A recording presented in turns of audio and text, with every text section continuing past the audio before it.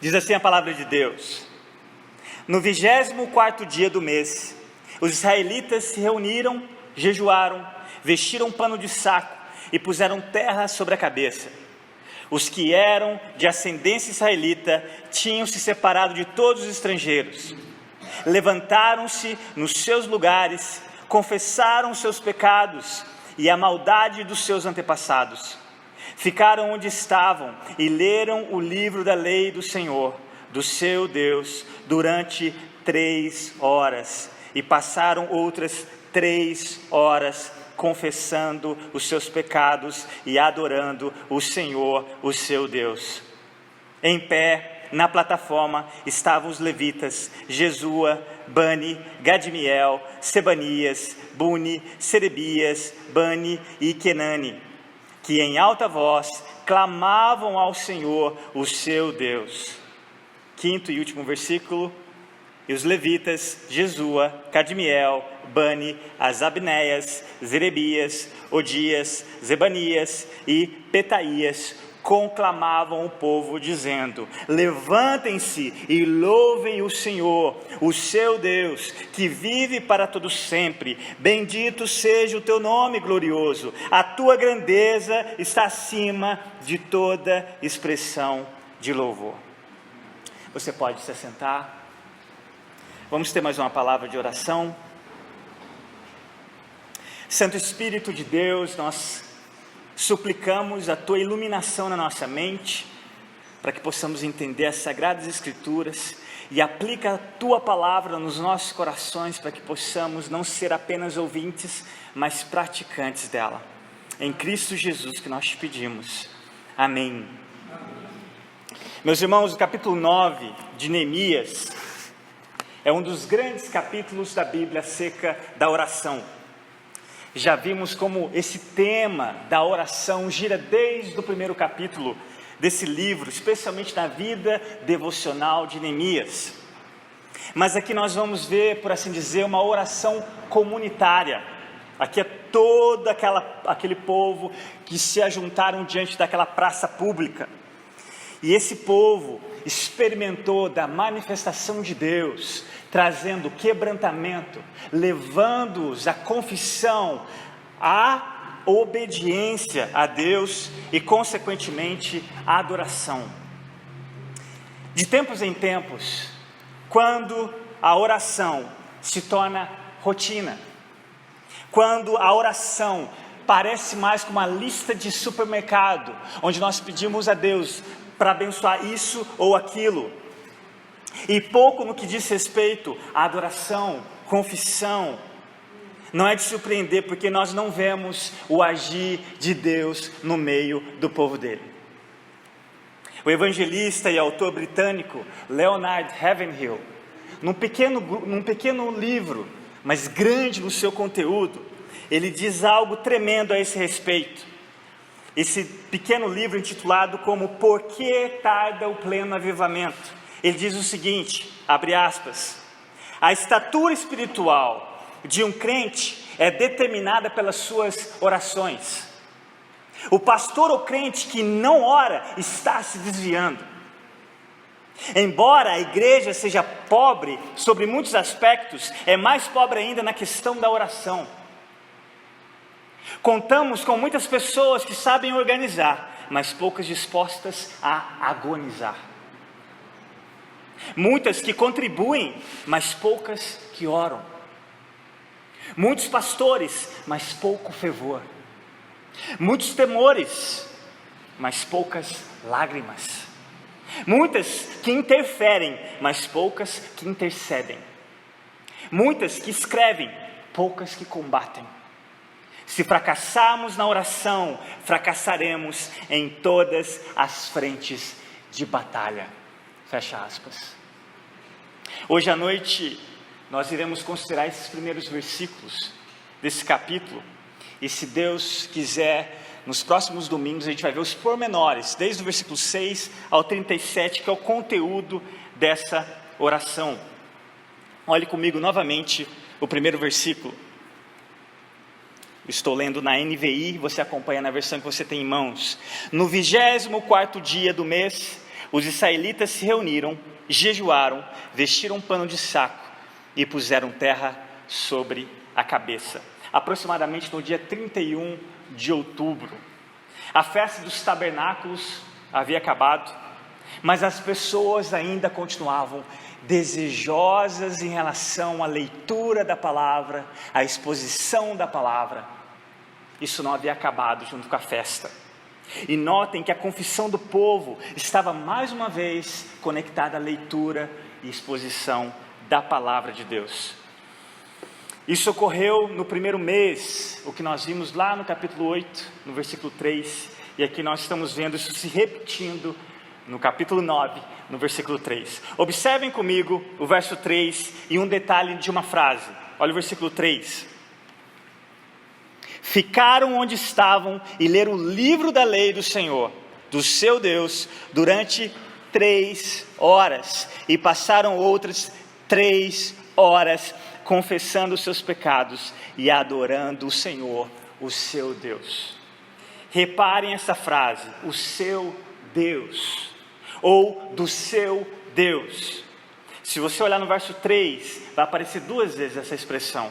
Leram o livro da lei do Senhor, o seu Deus. E olha só, confessando e adorando o Senhor, de novo, o seu Deus. Olha o versículo 4. Clamavam ao Senhor, o seu Deus. E finalmente no 5º versículo nós vamos ver o imperativo, uma ordem, e consequentemente o que vem depois desse imperativo: levantem-se e louvem o Senhor, o seu Deus. A palavra de Deus faz com que tudo girasse em torno do Deus da palavra. E não é de nos surpreender dos efeitos que isso causa naquela multidão. E aqui nós vemos efeitos quanto à adoração a Deus, tanto quanto à alegria que nós já vimos nos versos anteriores do capítulo 8, e aqui nós vamos ver dos efeitos quanto à confissão, quebrantamento e adoração que a palavra de Deus, só a palavra de Deus pode causar. Meus irmãos, a palavra de Deus trouxe aqui quebrantamento. Como necessitamos de quebrantamento. E esse quebrantamento foi a ponto das pessoas trocar a sua roupa de gala, de festa, e vestir pano de saco.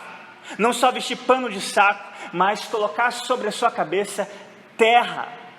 É uma demonstração exterior de uma humilhação interior daquele povo em relação à santidade de Deus e os seus pecados, quanto a não atender a exigência desse Deus santo. E eles demonstram de maneira externa essa roupa de saco e essa terra na cabeça. Guarde sempre isso. O prelúdio de todo e qualquer avivamento é o quebrantamento. Segundo Crônicas 7,14, a condição de Deus quanto a isso: se o meu povo, que se chama pelo meu nome, se humilhar e orar, buscar a minha face e se afastar dos seus maus caminhos, ou seja, santidade, nós vamos ver isso acontecendo aqui, se afastar dos seus maus caminhos, dos céus eu ouvirei, perdoarei o seu pecado e curarei a sua terra. Tiago 4, verso 9 e 10, entristeçam-se, lamentem e chorem, tirem a roupa de gala, coloquem a roupa de saco, troquem o riso por lamento e a alegria por tristeza, e olha a bênção, humilhem-se diante do Senhor e Ele os exaltará. E mais uma vez, a palavra não só quebrantou, levando o povo à confissão, mas, como eu disse, a santidade é o resultado disso tudo. Olha comigo o versículo 2, a primeira parte do versículo 2, o que acontece, o que o povo faz. Verso 2, os que eram de ascendência israelita tinham se separado de todos os estrangeiros, até a primeira parte, depois a gente vai ver a segunda parte do 2. Tinham se separado de todos os estrangeiros. No capítulo 10, nós vamos ver maiores detalhes do que isso significou, especialmente quanto ao julgo desigual dos israelitas haviam desobedecido de novo a Deus, quanto ao casamento de povos que não era do seu próprio meio, da sua descendência israelitas. Mas nós vamos ver isso no capítulo 10. O povo aqui toma a decisão de deixar todos aqueles que não eram da linhagem de Israel para consagrarem ao Senhor. E por favor, não confunda aqui como se fosse uma discriminação social, não tem nada a ver com isso. Aqui não é uma questão racial, mas sim teológica. É uma questão de povos que não temiam o Deus dos judeus, e eles não poderiam estar naquela reunião. Eles não poderiam oferecer a Deus aquela adoração que só Ele era digno, esse único e verdadeiro Deus que as outras nações desconheciam. Meus irmãos, uma das maiores falhas que temos cometido como igreja de Deus, como povo de Deus, na tentativa de alcançar os de fora, e é uma tentativa inútil no meu ponto de vista, é querermos ser parecidos com o povo de fora. Essa é tolice de fazer com que a igreja seja tão parecida com o mundo, com o intuito de atrair o mundo. Isso é tolice. Isso não funciona.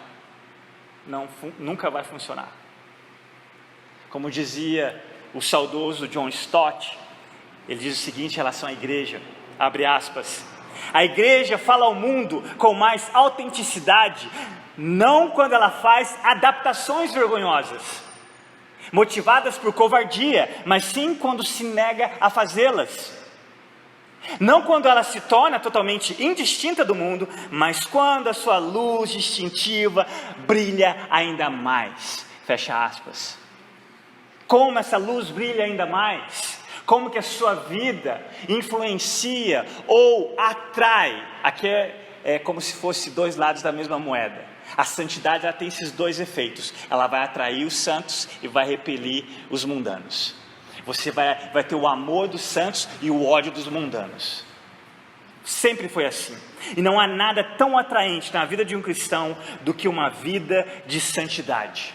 Ele vive no mundo, mas não pertence a esse mundo. Pelo contrário, o cristão maduro, ele influencia os outros à sua volta, não pela semelhança, mas pela diferença. E como eu disse, ele influencia atraindo aqueles que o Espírito Santo quebranta e abre, desperta para que eles possam ver a luz, não do cristão, mas a luz de Jesus, e atrai essas pessoas, e por outro lado, vai instigar o ódio das pessoas que não amam o Senhor que você ama.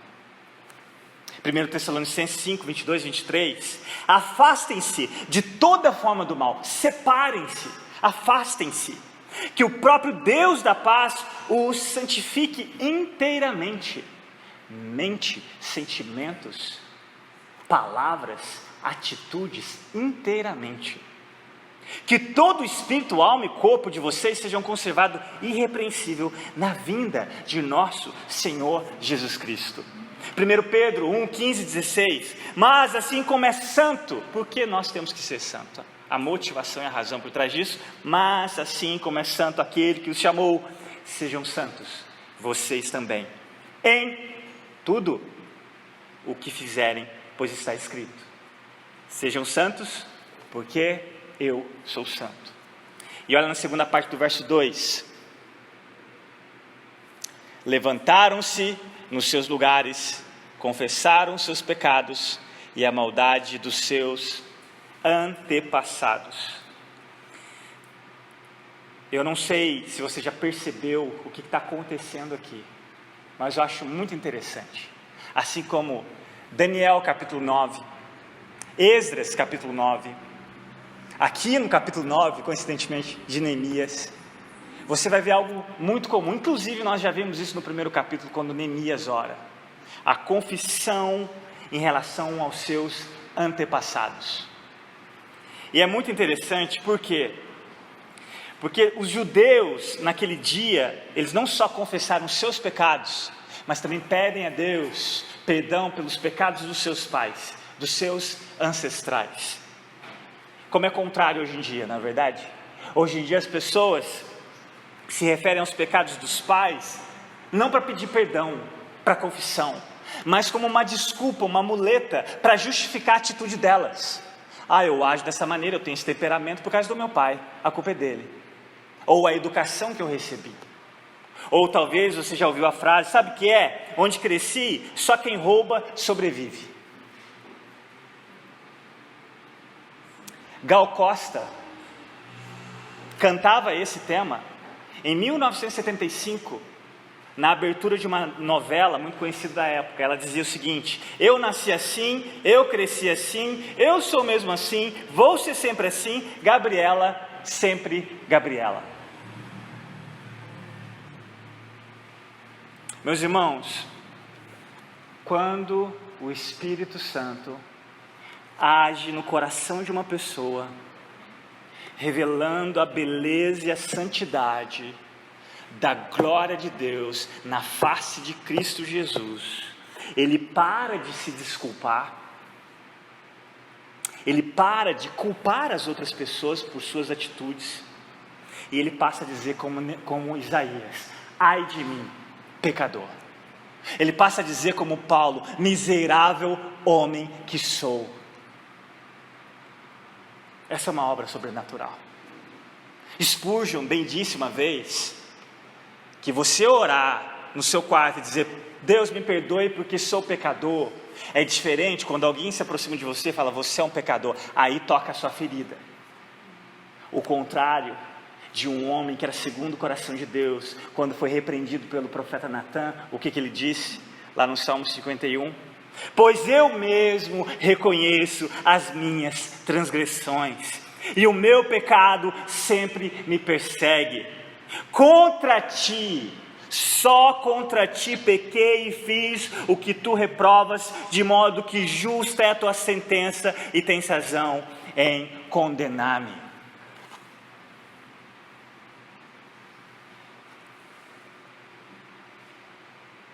Quando alguém te confronta com o seu erro, você culpa o seu temperamento? Ou se justifica tentando provar por A mais B que a culpa é de alguém, menos a sua? Quando é que nós vamos começar a fazer a diferença nas pequenas coisas? É muito fácil nós dizermos que o político A ou B é corrupto quando você não paga a sua conta. É muito fácil apontar o cisco do olho de alguém, mas não olhar para o tamanho da trave que está no seu, que você acaba agindo como um hipócrita, achando que tem a condição de ajudar alguém com o cisco no olho do outro. Como diz um ditado chinês: antes de querer mudar o mundo, dá 2 voltas ao redor da sua própria casa. Isso é obra do Espírito Santo, meus irmãos. Quando nós começarmos a clamar a Deus misericórdia sobre os meus pecados, quando nós começarmos a entender que quando nós vemos um escândalo lá fora, independente da denominação, nós como igreja de Jesus pedimos a misericórdia, porque a vergonha não é da igreja X ou da igreja B, a vergonha é do Deus que você julga conhecer e amar. Quando isso acontecer, sem dúvidas, é Deus agindo. É Deus agindo. Concluindo, um culto de adoração a Deus de 3 horas, em que as escrituras foram lidas, explicadas, foi seguido por outras 3 horas de confissão e adoração. A adoração necessariamente envolve a palavra de Deus, pois a palavra de Deus revela o Deus da palavra. Tome muito cuidado com o que você lê, tome muito cuidado com o que você ouve, tome muito cuidado com o que você canta, porque se você louva um Deus contrário ao Deus revelado, você está louvando um ídolo, e esse ídolo não vai mudar o seu coração, não vai mudar a sua visão, não vai te dar condição de obediência, a força para obedecer. É por isso que nós temos que tomar muito cuidado com o que nós lemos, com o que é ensinado, com o que nós cantamos, porque só a palavra pode fazer. Nem mesmo o pregador tem condição nenhuma. Como disse um homem que eu gosto muito, Steven Lawson, ele disse que a marca de um grande sermão não é dizer que grande sermão, nem que grande pecador, mas no fim daquele sermão, que grande Deus. Vocês precisam orar pelo pastor de vocês nesse sentido. Mas me alegra quando eu vou despedir de vocês na porta, sem dúvidas, encoraja quando vocês veem a graça de Deus na minha vida, porque não é errado nós elogiarmos nossos irmãos. Não há nada de errado. Nós pecamos é por não fazermos, porque qualquer graça que eu tenha, qualquer dom que eu tenha, eu recebi, e eu não tenho nenhuma dificuldade de reconhecer isso. Então fique tranquilo, que você não vai me deixar mais orgulhoso do que sou, elogiando alguma coisa que pela graça de Deus eu pude fazer em abençoá-los na exposição da palavra. Mas a minha alegria vai ser um dia quando você sair naquela porta, talvez em silêncio, porque Deus verdadeiramente falou no seu coração, que te deixou mudo. Ou talvez você saia e fale: pastor, como eu amo esse Deus mais hoje, saindo dessa igreja, do que quando eu cheguei aqui.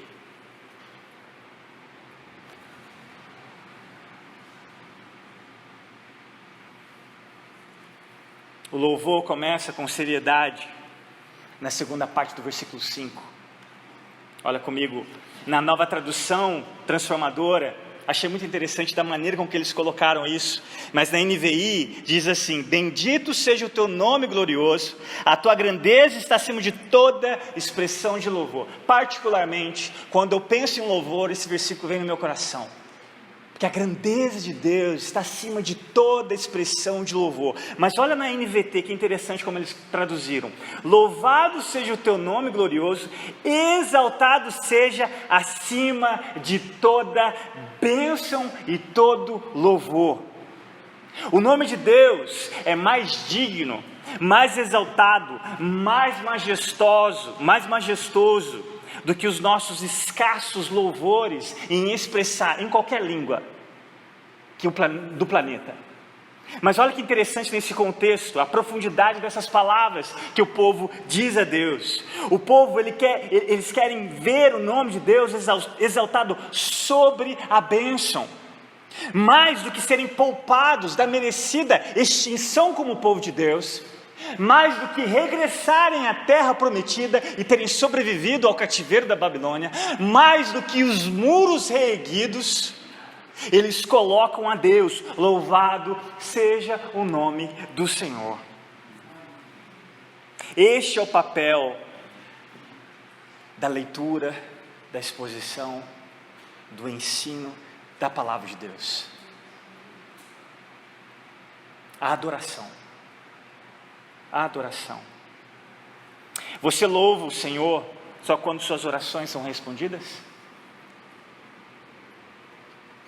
Você louva o Senhor só quando tudo dá certo na sua família, nos seus negócios? Ou você pode dizer como o salmista: a quem tenho no céu senão a ti?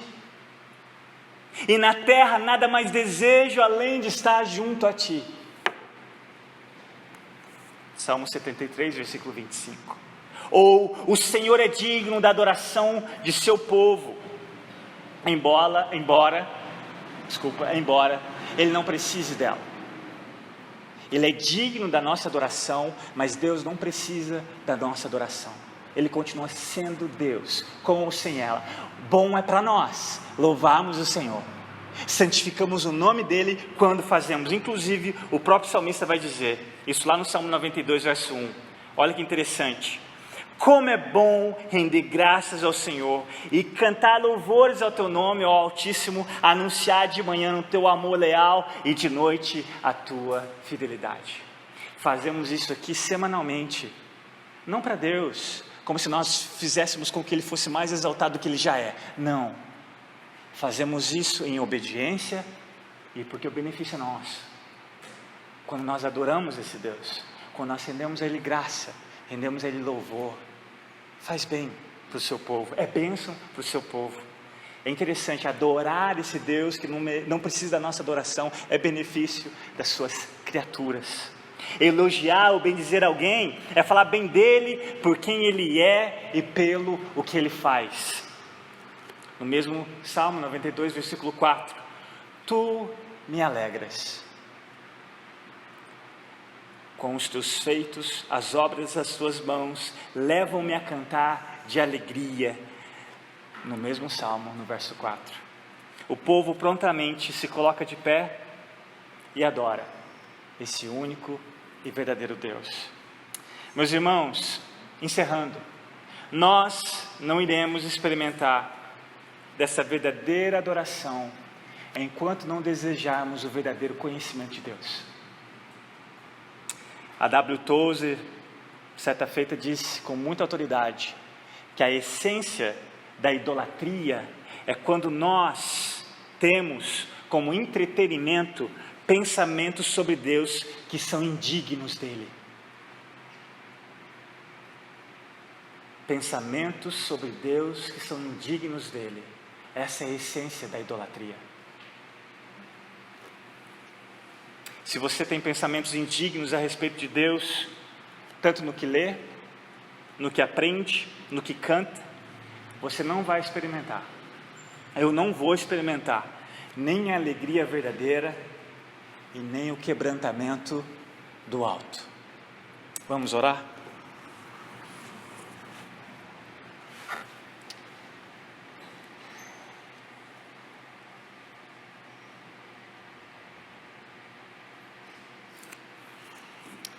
Pai, quem dera esquecêssemos dos nossos relógios quando oramos,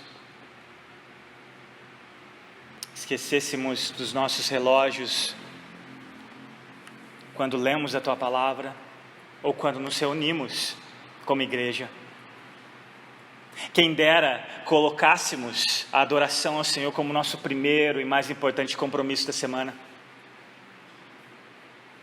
Sem dúvidas podemos citar Tozer de novo, pecador como ele era, assim como nós, mas sem dúvidas um homem que foi cheio da Tua graça, cheio de virtude. Um dia deixar um povo numa conferência tão famosa, chegar atrasado naquela conferência e dizer às pessoas que ele não devia desculpas a ela porque ele estava numa reunião muito mais importante, que era a oração. Oh Senhor, como nós, pelo menos eu posso dizer por mim mesmo, como eu quero, como eu desejo ver o Senhor fazendo de novo os Teus grandes feitos poderosos, como no passado, assim como Abacuque orava, como Billy Graham orou. Faz de novo, Senhor, faz de novo. Pai, eu quero Te agradecer, porque cada pessoa aqui é fruto da Tua graça. É o Senhor que tem atraído cada pessoa aqui hoje. É o Senhor que tem feito com que essas portas dessa igreja ainda não fechou. É o Senhor que é mais interessado em resgatar a glória no Teu nome, do Teu nome nesse bairro, do que qualquer denominação, do que qualquer pastor que já passou, ou até mesmo do que eu. E é graças nessa convicção que nós cremos que o Senhor é misericordioso. E assim como o Senhor agiu naquele dia, trazendo quebrantamento, trazendo confissão de pecado, trazendo alegria genuína àquele povo, o Senhor pode fazer de novo. O Senhor fez isso no Pentecostes. O Senhor colocou sobre o Teu povo a autoridade. O Senhor fez isso porque quem deu essa condição a eles foi o sacrifício do Teu Filho, foi a ressurreição do Teu Filho, em obediência, em enviar o Paracleto, Senhor. E Ele continua agindo na Tua igreja, eu creio nisso. Pai, nós não somos melhores, pelo contrário, queremos sentir como os piores. O fato de estarmos aqui hoje à noite, não somos melhores do que ninguém que não está aqui. O fato de estarmos aqui nas quartas, embora ainda em minoria, não é porque nós somos melhores, não, porque a Tua graça tem nos mostrado que somos os piores e carecemos do Senhor. Pai, muito obrigado pelos irmãos que toda quarta-feira têm se comprometido em estar aqui. Sem dúvidas nós já estamos vendo o fruto dessas orações, para a Tua glória e louvor. Pai, ajuda-nos a criar expectativas no Senhor, em proporção à tua grandeza e poder, não em proporção à nossa fé míope e muitas vezes capenga. Ajuda-nos, Pai, assim como aquele pai diante de Jesus, quando Jesus disse tudo é possível ao que crê, ele faz uma oração que nós precisamos fazer constantemente. Eu creio, ajuda-me com a minha incredulidade. Assim nós pedimos, Senhor, assim nós clamamos e te agradecemos, porque a tua palavra não volta vazia, para louvor e glória do teu nome, em Cristo Jesus, Senhor. Amém.